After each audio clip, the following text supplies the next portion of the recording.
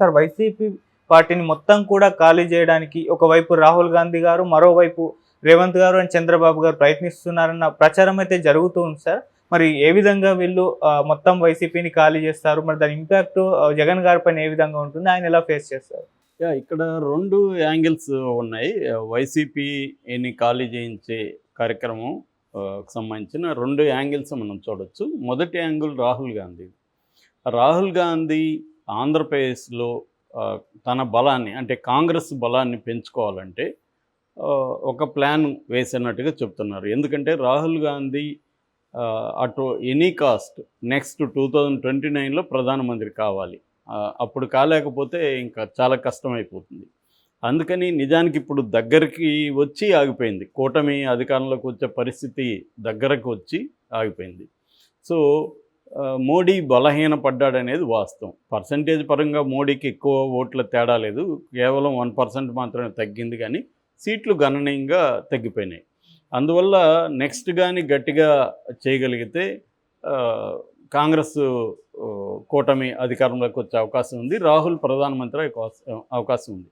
ముఖ్యంగా సౌత్లో ఫోకస్ చేస్తున్నారు. సౌత్లో ఆల్రెడీ తెలంగాణలో వాళ్ళ గవర్నమెంట్ ఉంది, కర్ణాటకలో వాళ్ళ గవర్నమెంట్ ఉంది. ఇప్పుడు ఎట్లాగో తమిళనాడు, కేరళలో వాళ్ళ కూటమి ఉంది. కేవలం ఆంధ్రప్రదేశ్లోనే బలహీనంగా ఉంది. ఆంధ్రప్రదేశ్లో బలహీనంగాని కూడా చెప్పలేము. ఒక రకంగా కోమాలో ఉండేదాన్ని షర్మిల వచ్చి ఒక చిన్న చిటికెన వేలిని అలా కదిలించగలిగింది. అంతకంటే ఏం లేదు. ఎందుకంటే 1% ఉన్న ఓట్ల షేర్ని 2% తీసుకొచ్చింది, కానీ కొంత హోప్ అయితే క్రియేట్ చేయగలిగింది షర్మిల. సో ఆ మేరకి ఇప్పుడు వాళ్ళకి ఏంటంటే నెక్స్ట్ ఏం ప్లాన్ ఉందనేది చూస్తే వాళ్ళ ముందు వైసీపీ లడ్డులాగా కనిపిస్తూ ఉంది. ఎందుకంటే వైసీపీ ఇప్పుడు అత్యంత బలహీనంగా ఉంది. కేసులు పెట్టి జైళ్ళల్లోకి పంపించే అవకాశం ఉంది. ఇటువంటి కాంటెక్స్ట్లో వైసీపీ నుంచి వలసలు ప్రారంభం అవుతాయి. అయితే తెలుగుదేశం, జనసేన వైసీపీ వాళ్ళని చేర్చుకునే పరిస్థితి లేదు. ఎందుకంటే ఆల్రెడీ వీళ్ళకి విపరీతమైన బలం ఉంది. కాబట్టి వాళ్ళని చేర్చుకోలేరు. చేర్చుకోలేనప్పుడు వాళ్ళకున్న ఆప్షన్ ఏంటి? బీజేపీ కూడా చేర్చుకునే పరిస్థితులు. ఆల్రెడీ పురంధేశ్వరి మినిమం 6 నెలల వరకు మనం ఎవరిని చేర్చొద్దు, ఎందుకంటే ఇప్పుడు వస్తే కేసులు ఉన్నవాళ్ళే వస్తారు అన్న ఇది ఉంది. సో అప్పటికి ఇంకా వాళ్ళకి ఆల్టర్నేటివ్ కాంగ్రెస్ ఒకటే. కాంగ్రెస్ లేకపోతే అరెస్టులు కాకుండా ఉంటాయా? అది వాళ్ళు ఇప్పుడు ఆలోచించాలి.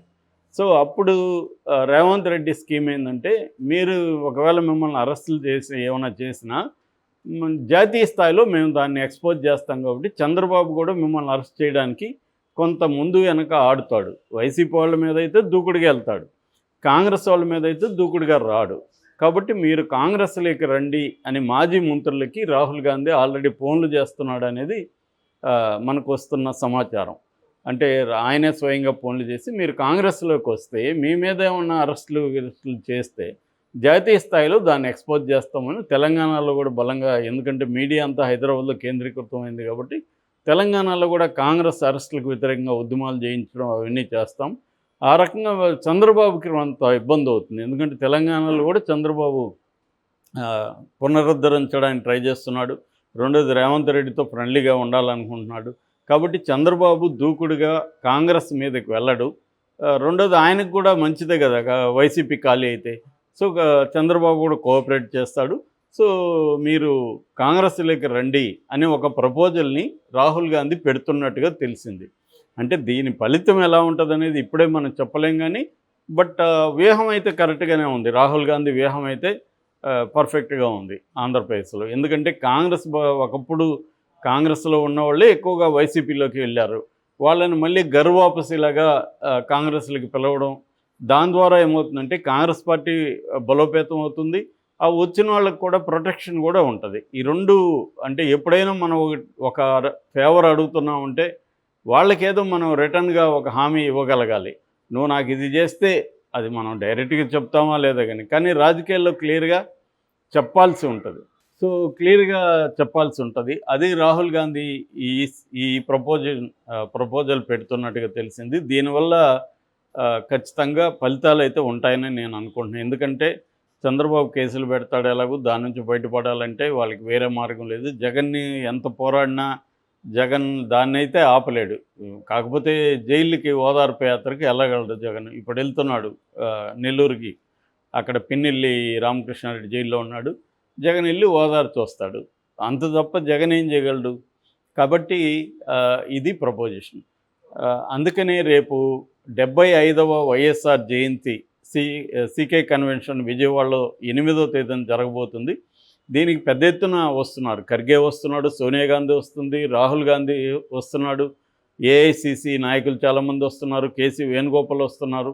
అట్లాగే ఇక్కడ నుంచి బట్టి రేవంత్ రెడ్డి కూడా వెళ్ళే అవకాశం ఉంది. రేవంత్ రెడ్డిని కూడా నిన్న షర్మిల వచ్చి ఆహ్వానించింది 75వ వైఎస్ఆర్ దీన్ని పురస్కరించుకొని. సో వైఎస్ఆర్ లెగసీని కూడా క్లెయిమ్ చేసుకొని కాంగ్రెస్ పార్టీని వైఎస్ఆర్ ఫోటో పెట్టి మొత్తంగా వైసీపీకి ఏదైతే బలం ఉందో దానంతా లాక్కోవడానికి ఒక స్కెచ్ వేస్తున్నట్టుగా మనకు కనబడుతుంది. సో ఇది ఫస్ట్ పార్ట్. సెకండ్ పార్ట్, ఇప్పుడు రేవంత్ రెడ్డి చంద్రబాబు రేపు 6వ తేదీ ఇక్కడ ప్రజాభవన్లో కలుస్తున్నారు. ఇక్కడ వీళ్ళ స్కీమ్ ఏంటంటే, రేవంత్ రెడ్డి ఒక ప్రపోజల్ చంద్రబాబుకి ఇస్తున్న ప్రపోజల్ ఏంటంటే, మేము వైసీపీని ఖాళీ చేస్తాం, మీరు కోఆపరేట్ చేయండి, మీరు అక్కడ ఎవడైతే వైసీపీలో వివిధ ఏరియాల్లో స్ట్రాంగ్ నాయకులు ఉన్నారో వాళ్ళందరి మీద కేసులు పెట్టి ప్రెజర్ చేయండి, అప్పుడు వాళ్ళు చచ్చినట్టు కాంగ్రెస్లోకి వస్తారు. వన్స్ కాంగ్రెస్లోకి వచ్చినాక మీరు కొంత చూసి చూడనట్టు వెళ్ళండి.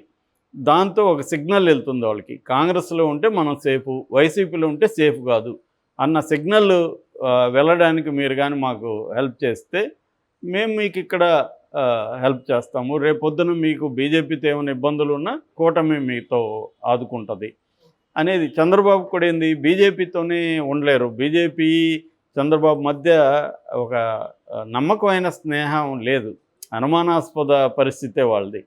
సో ఎప్పుడైనా బీజేపీ చంద్రబాబుని ఇబ్బంది పెట్టే అవకాశం ఖచ్చితంగా ఉంది. ఎందుకంటే బీజేపీ చరిత్ర చూస్తే అదేదో పాము తన గుడ్లను తానే తింటున్నట్టుగా బీజేపీ తన మిత్రులనే తాను తినేసింది చాలా చోట్ల. మనకు శివసేన ఎగ్జాంపుల్ ఉంది, ఎన్సీపీ ఉంది, తమిళనాడులో ఏఐడిఎంకే ఉంది, పంజాబ్లో ఉంది, అన్ని చోట్ల చెప్పచ్చు మనం. ఎవరీ స్టేట్లో కూడా ఇదే పని చేస్తుంది బీజేపీ. అందుకని బీజేపీతో ఎప్పటికైనా డేంజర్ ఉండొచ్చు, ఎందుకన్నా మంచిది కూటమితో కూడా ఫ్రెండ్లీగా ఉండాలనేది చంద్రబాబుకున్న అండర్స్టాండింగ్. అది ఇప్పుడు సువర్ణ అవకాశంలాగా ఇప్పుడు దొరుకుతుంది ఆయనకి. రెండోది ఏంటంటే, ఒక దెబ్బకి రెండు పిట్టల్లాగా, ఒకటేమో ఇండియా కూటమితో ఆయన దగ్గరగా ఉంటాడు. ఒకవేళ దగ్గరగా ఉన్నాడని తెలిసినా మోడీ ఎంపీకేది ఏం లేదు ఇవాళ. ఎందుకంటే మోడీకి నిన్న ఆయన తృణమూల్ కాంగ్రెస్ ఎంపీ చెప్పినట్టుగా 2 ఊత కర్రలతో మోడీ నడుస్తున్నాడు. ఆ ఊత కర్రలు ఎవరు? ఒక కర్ర చంద్రబాబు, ఒక కర్ర నితీష్ కుమార్. కాబట్టి ఇప్పుడు చంద్రబాబు ఒకవేళ ఈ కూటమితో టచ్లో ఉన్నాడని మోడీకి తెలిసిన మోడీ ఏం చేసుకుంటాడు? ఏం చేసుకునే లేదు. అందుకని చంద్రబాబు ఏంటంటే చాలా తెలివిగా ఈ వ్యూహంలో చంద్రబాబు పాత్ర కూడా క్లియర్గా ఉంది. ఒకటేమో వైసీపీ ఖాళీ అవుతుంది, జగన్ ఒంటరివాడైపోతాడు.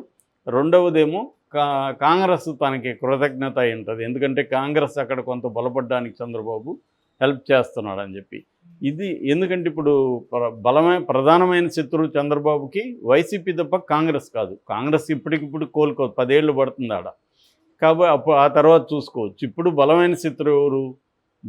జగన్ని కానీ నేలమట్టం చేస్తే తనకి 2029లో తిరుగుండదు. ఇది చంద్రబాబుకు ఉండే ప్లాను. 29లో కూడా తానే సీఎంగా ఉండే అవకాశం ఉంది ఆయనకి. ఎందుకంటే ఏజ్ అందరూ అనుకున్నట్టు ఆయన ఏమి బలహీనంగా లేడు, యాక్టివ్గా ఉన్నాడు. 80+ వరకు కూడా ఆయన యాక్టివ్గా రాజకీయాల్లో ఉంటారు.